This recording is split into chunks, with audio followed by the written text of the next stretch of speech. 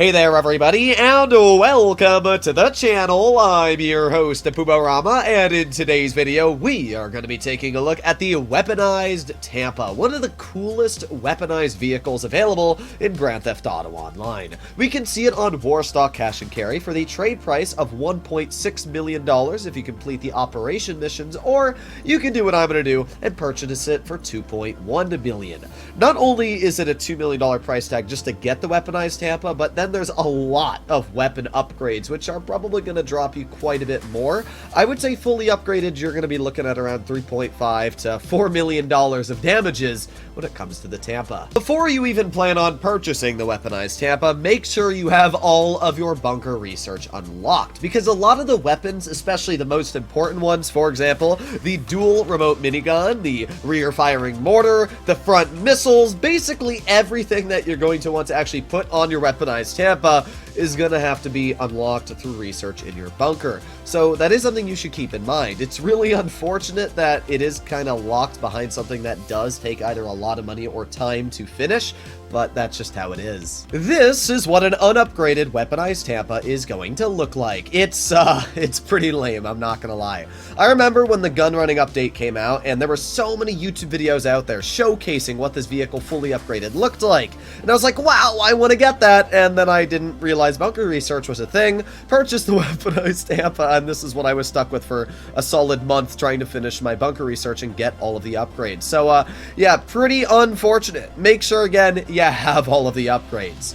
To upgrade this vehicle, you're either going to have to go to your mobile operation center or to your Avenger, which has the vehicle workshop inside of it. This is the only way to get the weapons that you've unlocked on the vehicle. So let's see just what we have going for us. We got some armor plating. Now, I'm going to be real. The armor plating looks sick. Unfortunately, it does literally nothing. Even the padding on the sides, it does nothing. This vehicle will blow up after one explosion, and this doesn't even provide any bulletproof resistance. So, yeah, to be real, the armor plating, if you don't have it unlocked, it really doesn't matter all too much. Let's do the brakes, we got the engine upgrades, and making our way over to the hood, again, we got some armor upgrades, which, once again, do literally nothing. It's really annoying, but that's just kind of how the Weaponized Tampa is. Let's make our way over to lights, put some xenon lights on this baby. You do have some livery options, but they're basically just normal liveries that you'll find on any other of the weaponized vehicles, so not anything special there.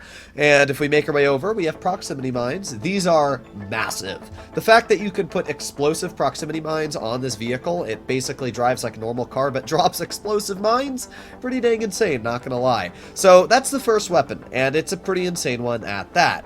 We're gonna lower the suspension and the transmission, turbo, and then we move on to the missiles in the front. Now, these missiles are kind of lame. I'm not gonna lie, they are very dangerous because of the fact you can't choose what angle they fire at.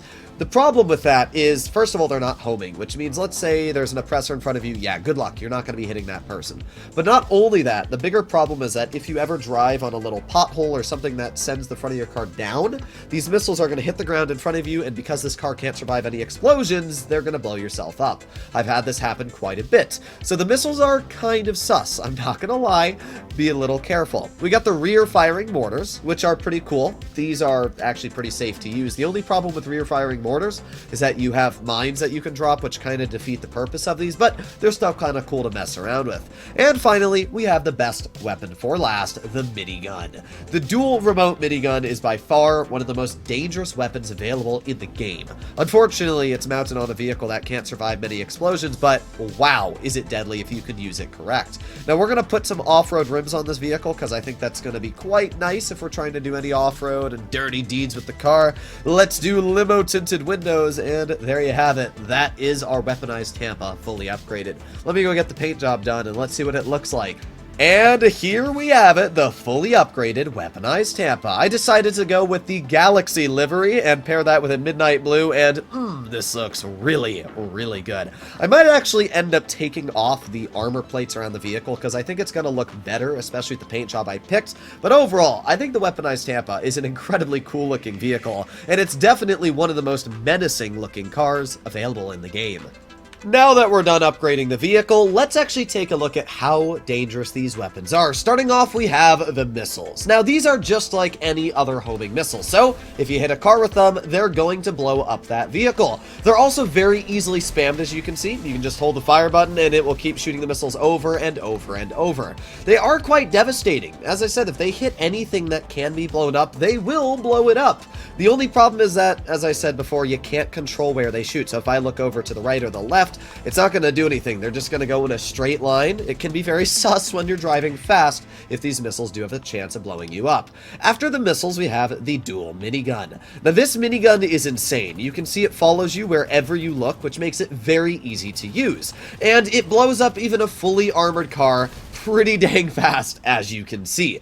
The dual minigun is definitely the main reason you would get your hands on the weaponized Tampa. Something else a lot of people don't realize about this weapon is that it has absolutely insane range. If we take a look with our sniper all the way down at the end of the runway, we can see a fully intact Pfister 811. That is ridiculously far away. You can barely even make it out probably on the screen. If we pull out our weaponized machine gun and we aim in correctly, that seems to be about the perfect height right there. Keep on shooting, keep on shooting, keep on shooting, and I have no clue if the car's actually blown up. I think it is, but let's take a look, and yeah, it's completely blown up, as you can see. The weaponized Tampa's range is absolutely ridiculous. It's in fact one of the furthest shooting weapons in the entirety of the game. But we're not done yet. We also have the rear mortars. Now, the rear mortars are a bit weird to use, but that's a good shot, and just like that, you can see the rear mortars work just like any other explosion and will blow up a car with a single hit. Now, the final thing we have are the mines, and as you can see, you can absolutely spam these mines just over and over and over. Now, it will delete the last one. You can see while placing them, it will delete the last one after your 5th placement, but these mines are devastating. If we go hop in our Pfister over here and we drive over one of these mines, we're toast. It doesn't matter how fast we're going. For example, we're gonna get some speed here. Let's see if we can dodge any of the explosions that these mines carry. Here we go, full speed, and I mean, it instantly blew us up.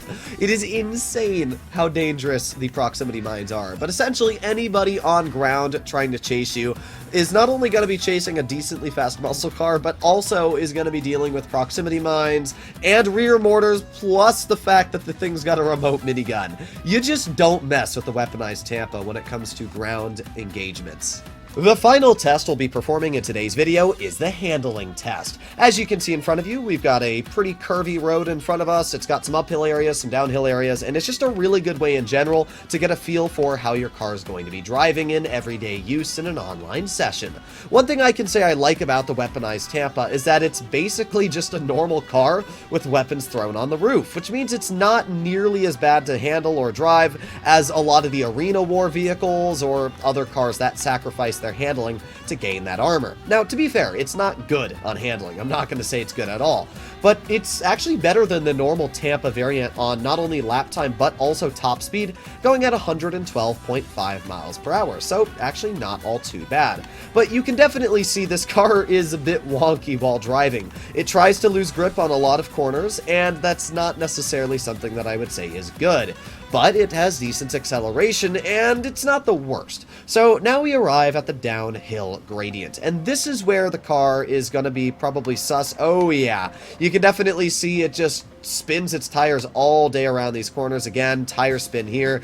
Yeah, I'll be real, driving the weaponized Tampa, it's still not good on handling. I would give it a solid 5 out of 10, and that's really not good. It's just pretty average, I would be willing to say. We have to slow down a lot for these corners here, which means that the overall speed just doesn't matter all too much. I guess in a straight line it'll be okay, but you can definitely see just how slow we're driving rolling around these corners. But it's doing okay, to be fair. Let's roll around this corner. Not too bad. Bit of a drift there, but we still made it around the corner without crashing, which I guess is good. Here we go, around this corner. Okay. I mean, It's not the worst, but as I said, definitely nothing all too impressive. So there you have it, ladies and gentlemen. This is the Weaponized Tampa, a vehicle that is incredibly fun, and I would definitely say is worth picking up if you got a couple extra dollars here and there lying around. Not only does the minigun make it just super fun to complete missions with, but when you add the missiles and the rear mortars and the mines, it's a super cool car. It's definitely nothing that's going to survive a long time. Like, a single railgun shot is going to completely obliterate the vehicle.